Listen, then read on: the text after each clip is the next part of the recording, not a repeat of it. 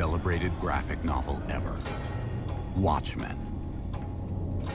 Now the Watchmen characters in the DC universe come together for the first time.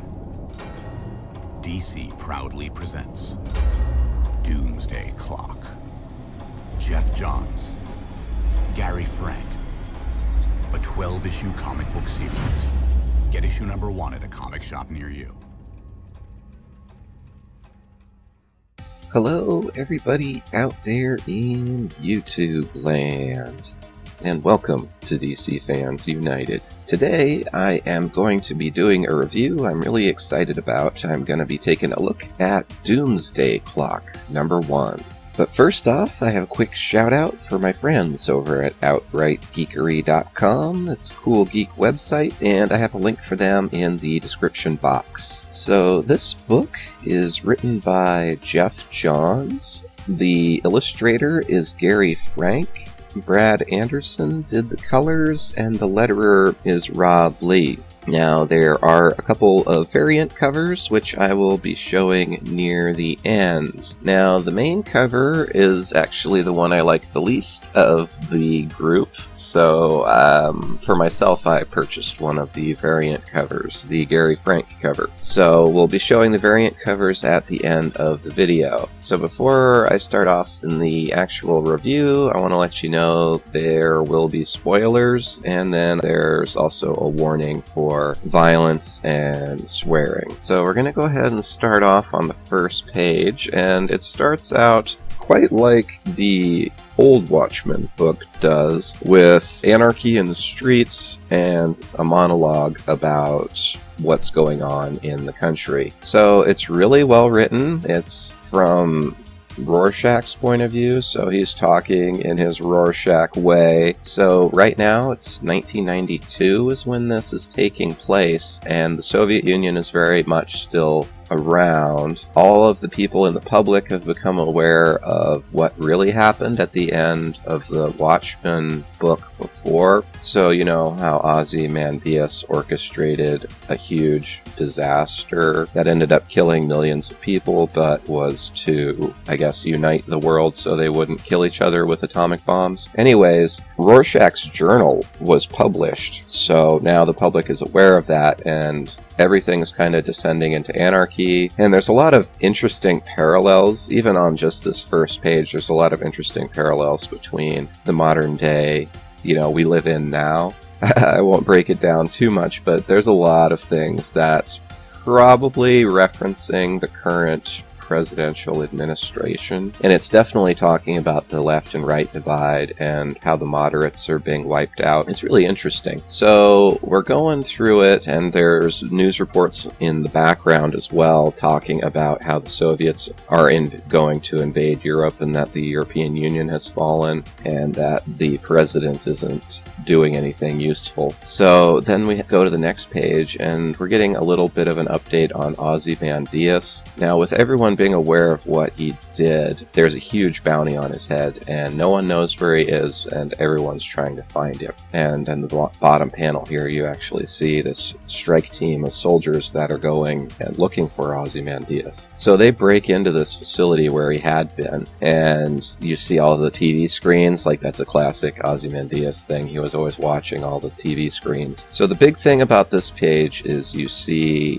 that the soldiers find an X-ray, and I'll go ahead and show you. Yeah, see it zoomed in here, but it looks like a tumor in a skull, right? So that's kind of interesting, I thought. And they'd actually hinted at that somewhat in the previews to this. So going to the next page, the news reports are now confirming that the Russians have invaded Poland, and then we start to see this prison where everything's breaking down, and the prisoners are trying to riot because they know that they're probably going to get nuked, because there's been an announcement for all of the people in the cities to flee to rural areas. And then the guard gets grabbed by one of the prisoners and punched, and they take the keys, and then we see this page, and this was like my favorite page. We get the reveal here of Rorschach, and he picks up the keys from the guard who was punched, and he says to the prisoner, "You still want out?" And the prisoner says, no way, man, I'm cool. So that's just a little hint of how badass Rorschach is. So he's here for a very specific reason, and we see a page where he's walking to his destination, and he gets there, and he turns the key to unlock this room, and you see all these guys turning the keys to switch on the missiles, because the United States is going to fire its missiles at the Soviets. But there's a little text box here, and it says that the US had shared information with Russia like 3 years prior to that, so it's unlikely that they would be able to strike them first. But anyway, Rorschach opens the cell, and there's a woman in there, and he says, "Erica Manson, the marionette?" And she says, "Rorschach." And he says they have to go because they're going to get nuked. And she's like, "It can't be you, because, you know, he died, right?" So she's like, "Prove it." And so he takes off his glove, and you can see his hand here. There's nothing wrong with it. So we go to the next page, and he says he has a job for her. So he hands her an envelope, and she opens the envelope, and it has a picture of a little boy. And then we see on the next page, she lunges at him and she's like, "Where's my son?" So you find out it's a picture of her son. And he's like, "I don't know. The job is to find your son." So they're going to go and look for him. She agrees, but first they have to get her husband, who's also locked up in the prison. And he's like, "We don't have time for that," but she just decides that she won't leave without her husband. So he says, okay. And then we cut to this other scene where the prisoners are beating up a guard. And one of the prisoners in the cell is just staring them down. And they're like, "What are you looking at?" So they go over and they start attacking the prisoner. And then we find out that he's the husband. So we see Rorschach and her are there. And she says, "Come on, we're leaving." And we see this really brutal scene where he beats down all the guys who are fighting him. And he gets this really crazy look on his face. So he's called the Mime, and she's called the Marionette. So I know they're a big part of issue 2. So I'm curious to see what happens with them. So anyways, they're all reunited, and then they still won't leave because they want to get the Mime's weapons. So they have to go to a locker and get them, which Rorschach reluctantly agrees to. And this was really cool. When they get there, it's an empty locker. So Rorschach's like, "Must have cleaned you out. We need to go." And then you see he mimes taking a bunch of weapons out. And Rorschach's just like, "You have big problems." So they leave the prison, they get in Rorschach's car, and there's some jokes. Well, it's not really jokes, but, you know, it's funny dialogue, and they're talking, well, the Mime obviously doesn't talk, but she's talking about how the car smells. And then they are driving into the city, and you see everyone's fleeing the city, and then they're in the sewer. So Rorschach's leading them through the sewer, and if you've seen the movie even or read the comic, you know about the Night Owl's lair. So that's where he takes them to. And we get there, and the two prisoners are expecting it to be the Night Owl. But then we get this big reveal, and it turns out Ozymandias is here. So, yeah, he says the Night Owl is retired. We don't see him in this issue. So it turns out Rorschach and Ozymandias are working together, and they want those guys to go and get the boy. I don't know why yet. So Ozymandias is going through and talking about how he's upset about his plan failing, and how we find out that he has brain cancer. So the x-ray was of his brain. Oh, and we also find out they aren't just looking for the boy. Dr. Manhattan's missing, and he's the only one that can save the people at this point and stop the war. So that's really who they're looking for, is Dr. Manhattan as well. So anyways, we go to the next page, and we get a kind of a cool little couple pages. It's Superman, and he's sleeping,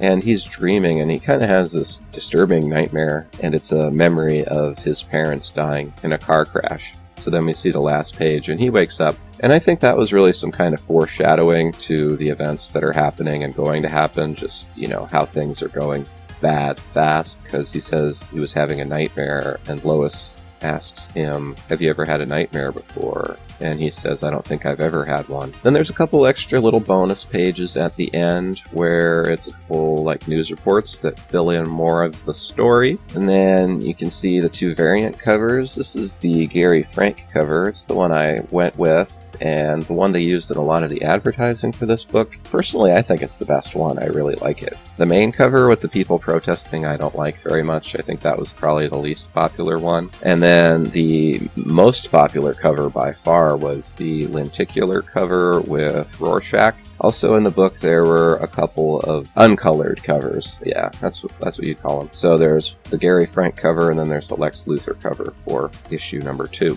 Alright, that's my review of Doomsday Clock number 1. I thought it was really terrific. I liked it a lot. I can't recommend it highly enough. I really like Gary Frank's art. I thought it looked beautiful throughout. Showing it on digital here doesn't really do it justice. Looking at it in person, it's really spectacular. It's a comic I could read over and over. So I'm going to have the review of issue number 2 up real soon, probably tomorrow. And that's all for now. Thanks for watching. I really appreciate it. And as always, thanks for being a part of DC Fans United. And hey, if you aren't subscribed, why not subscribe? Thank you. End of line.